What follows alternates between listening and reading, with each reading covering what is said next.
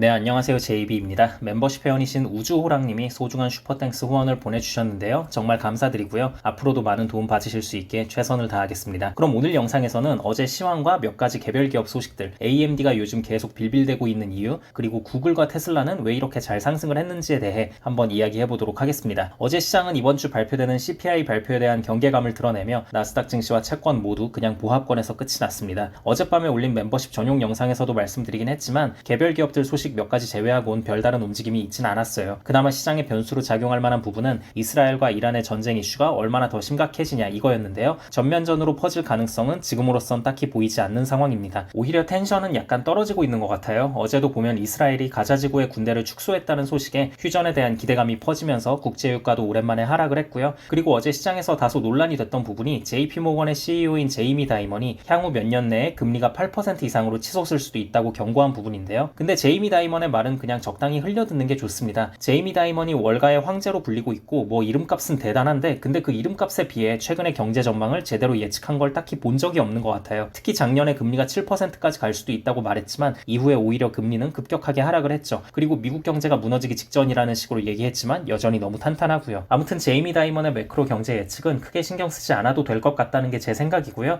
실제로 어제 시장도 별로 신경 쓰지 않았죠. 주식시장이든 채권시장이든. 근데 이제 그건 있어요. 확실히 지금 몇 가지 불안 요소들이 존재하긴 합니다. 물론 저는 지금의 상황만 놓고 보자면 노랜딩이나 소프트 랜딩의 가능성을 더 높게 보고 있고요. 또 이런 관점에 맞춰서 주식을 매수하고 있죠. 하지만 그렇다고 불안 요소가 아예 없다고 생각하진 않아요. 일단 이렇게 고금리가 계속 유지된다는 것 자체가 불안 요소라고 볼 수 있고요. 그리고 좀 더 디테일하게 들어가자면 만약에 올해 7월까지도 계속 금리 인하를 안 하고 동결 상태를 유지한다면 2008년 글로벌 금융위기가 터지기 직전의 상황과 비슷한 기간 동안 고금리 상태를 유지한 게 되는 거거든요.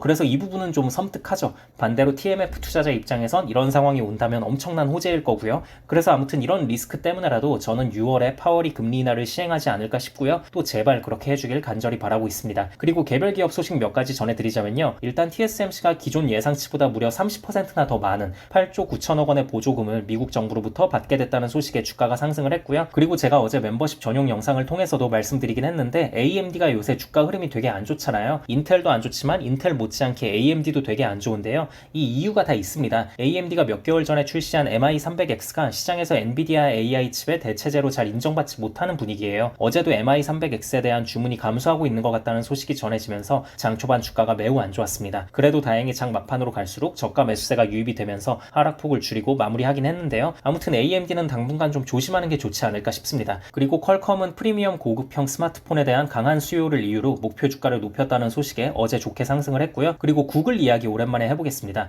구글은 저와 우리 멤버십 회원분들이 오래전부터 하락할 때마다 꾸준히 계속 추매를 하면서 초장기로 들고 가고 있는 종목 중에 하나잖아요. 근데 아무튼 구글이 요새 뭐 계속 좋습니다. 요즘 구글 폼을 보면 확실히 챗GPT 리스크를 완전히 떨쳐낸 모습이에요. 월가에서도 구글이 좋다는 기사가 꾸준히 계속 나오고 있고요. 애플의 아이폰에 구글의 제미나이가 장착된다는 소식도 그렇고 뭐 이래저래 호재만 계속 들려옵니다. 어제는 구글의 AI 음성 검색이 인터넷 시장에서 구글의 지배력을 더욱더 높일 수 있다는 오펜하이머의 의견이 나온 부분과 또 클라우드 넥스트 컨퍼런스에서 구글이 새로운 AI 관련 제품이나 서비스를 내놓을 수도 있다는 소식이 전해지면서 좋게 상승을 했습니다. 이 상승세가 계속됐으면 하는 바람이고요. 또 테슬라도 굉장히 강하게 상승했죠. 무려 5% 가까이 폭등을 했는데요. 일단 가장 결정적인 건 지난주 금요일 장후에 일론 머스크가 8월 8일에 로보택시를 공개할 거라고 밝힌 부분이겠지만 이거 말고도 몇 가지가 더 있었어요. 일론 머스크가 X에서 자신의 생성형 AI 모델인 그록이 챗GPT-4를 능가할 것이라고 주장하는 글을 남겼고요. 그리고 또 FSD를 장착한 테슬라의 차량들이 10억 마일 주행 기록을 달성했다는 소식이 들려왔습니다. 자율주행 개발에 필요한 많은 데이터를 획득했다는 뜻이겠죠. 그리고 또 테슬라가 어떤 발표를 했냐면 올해 9월까지 다른 테슬라 차량으로 변경을 할 경우에 FSD를 무상으로 이전하는 서비스를 제공한다고 했습니다. 이렇게 되면 추가적인 차량 판매를 기대해 볼 수 있을 만한 부분이겠죠. 그래서 이런저런 종합적인 요인들로 테슬라는 어제 크게 상승을 했습니다. 네, 이 정도가 어제 시황이라고 보시면 될 것 같고요. 저는 또 뭔가를 매수하거나 매도하게 되면 실시간 멤버십 커뮤니티 게시판을 통해 바로 말씀드리도록 하겠습니다. 감사합니다.